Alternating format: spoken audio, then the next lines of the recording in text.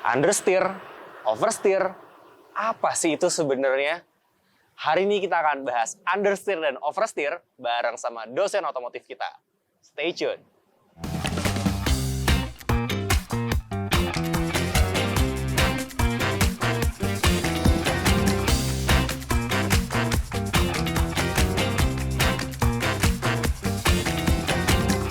Halo Sobat Seva, welcome back di YouTube-nya Seva by Astra.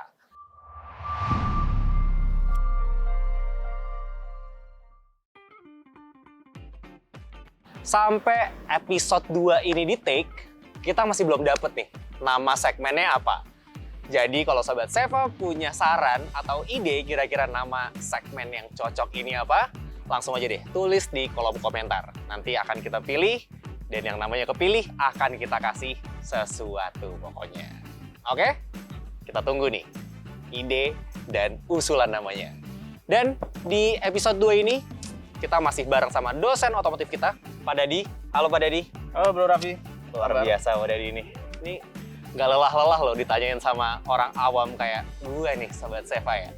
Dan hari ini sesuai yang tadi udah kita mention, kita akan bahas tentang understeer dan juga oversteer. Dan ini penting banget buat lo simak, karena apa? Ini menyangkut sama keselamatan berkendara. Oke? Makanya tonton sampai habis. Oke, Pak Dadi, kalau misalkan untuk di awal nih Pak, tentang understeer dan juga oversteer, mungkin boleh di-share dulu nih, artinya apa sih Pak? Understeer itu apa? Oversteer itu apa? Mungkin boleh dijelaskan sedikit Pak. Oke. Mungkin ini aja dulu ya hubungannya sama apa ya. Iya. Karena gini, kita kalau nyetir mobil, itu kita pengen belok kanan ya belok kanan. Iya. Belok kiri ya belok kiri. Kita pengen kan mobil supaya nurut lah ya kalau kita ya. Iya.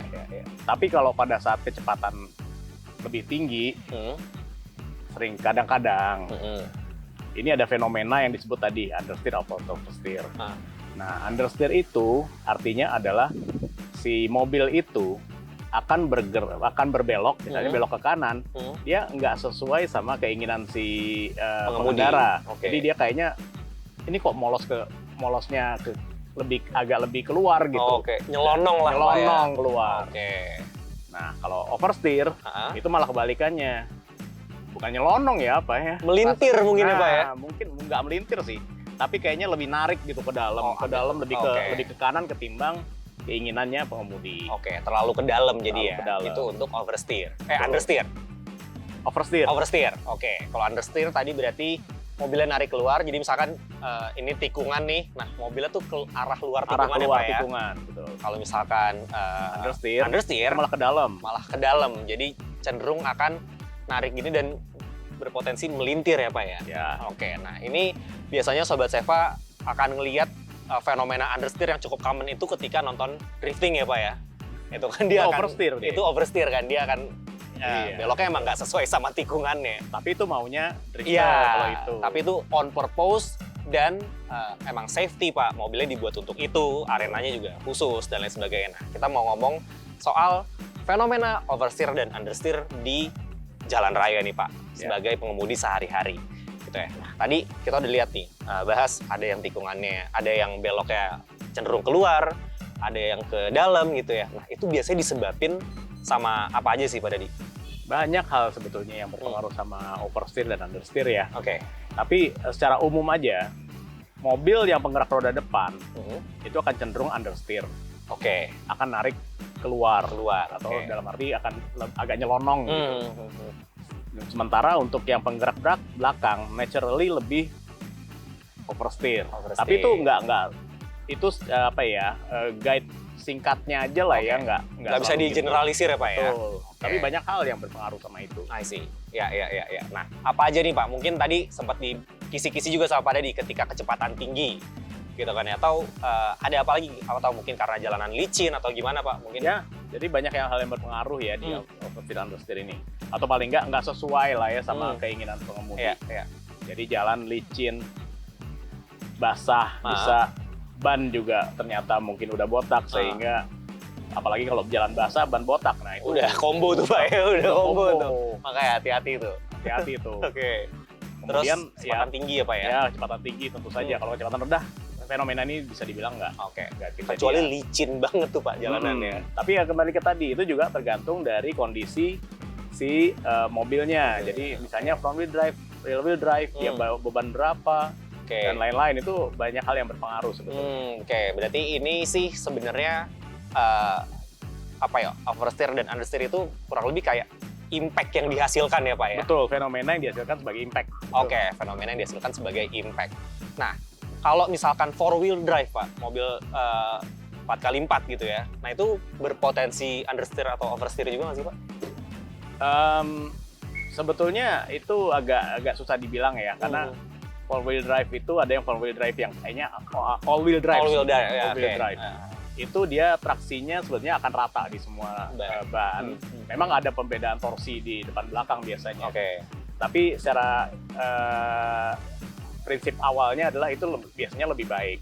Tapi kembali ke tergantung ya. Tergantung ke kondisi ban, kondisi suspensi, kondisi jalan dan lain-lain.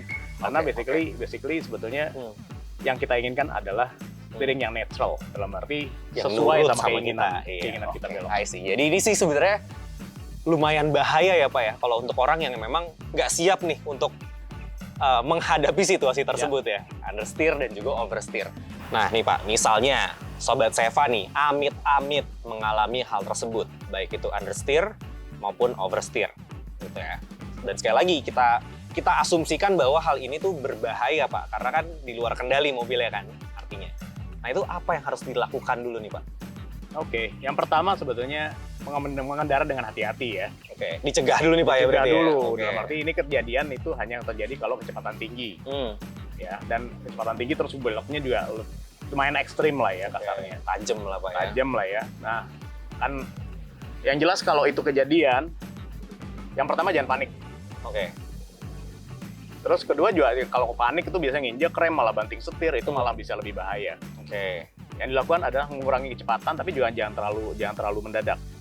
Karena lepasin gas. Karena kalau kita lepas gas secara mendadak, maka terjadi perubahan torsi di ban.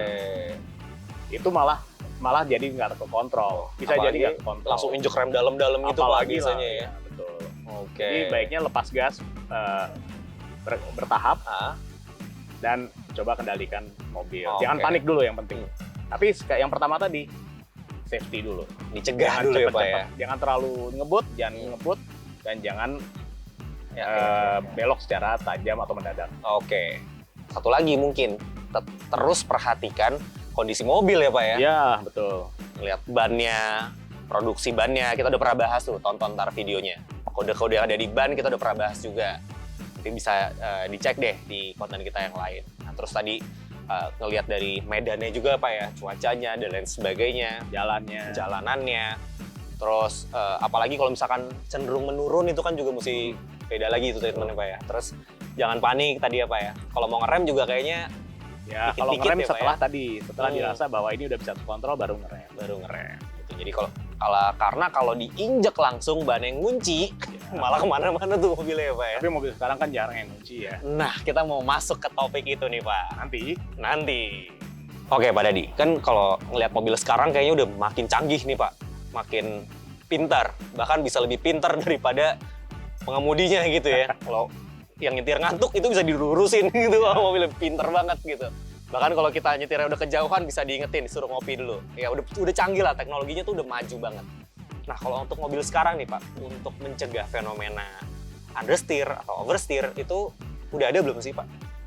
Sebetulnya fenomena itu agak susah dihilangin ya, tapi bisa ada teknologi yang membantu kalau sampai mobil itu akan slip atau akan keluar kendali. Itu yang paling umum itu adalah Vehicle Stability Control System. Ya. VSC ya Pak VSC. Ya? Jadi VSC itu akan membantu pengemudi pada saat dia mendeteksi akan ada loss control sebetulnya. Tapi sebetulnya oversteer understeer itu tetap akan ada. Karena itu masih bisa dikontrol oleh si pengemudi sebetulnya. Kecuali kalau udah kebangetan. Kebalik. Ada lagi beberapa teknologi lain sih. Tapi rasanya kita nggak bisa sebut satu persatu di sini. Tapi yang paling penting adalah tadi VSC. VSC. Atau yang mungkin yang sekarang ya udah common banget mungkin di hampir di semua mobil ada ABS juga Pak ya. ABS untuk ngerem kan. Untuk ngerem. Nanti kan pada saat pengemudi ya.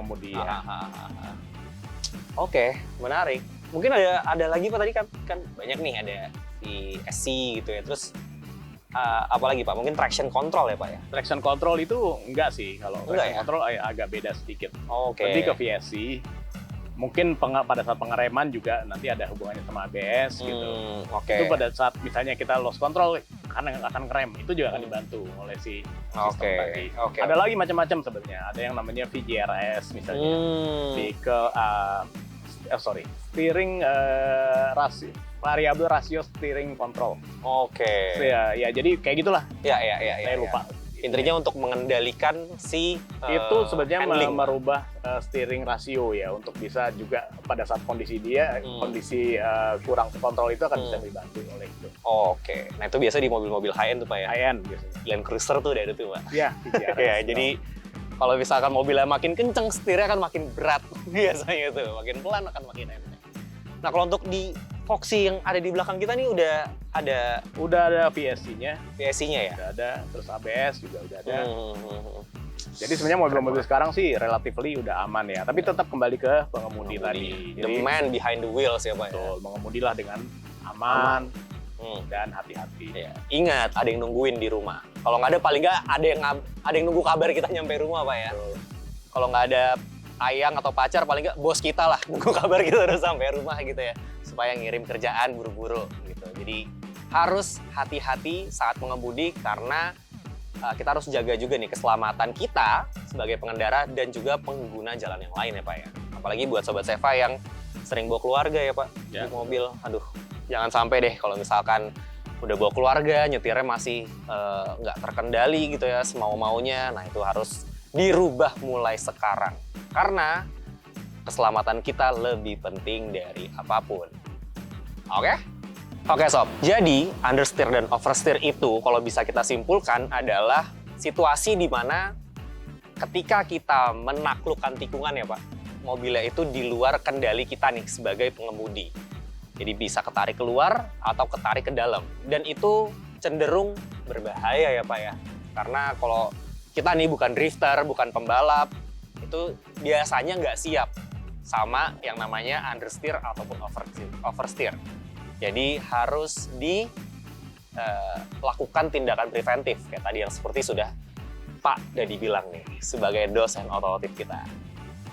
Oke Sobat Seva, sekian dulu pembahasan kita soal understeer dan juga oversteer kali ini. Terima kasih banyak Pak Dadi atas waktu dan ilmunya. Ini kita udah kayak bimbingan skripsi nih sama Pak Dadi pokoknya. Banyak nanyanya, banyak dapet pencerahannya. Nah, buat Sobat Seva, sekali lagi nih, gue ingetin bahwa segmen ini belum ada namanya. Jadi buat lo yang punya ide atau punya usul, kira-kira apa nama yang cocok buat segmen ini, langsung aja taruh di kolom komentar. Nanti akan kita pilih, dan yang kepilih akan dapat hadiah dari Seva. Oke?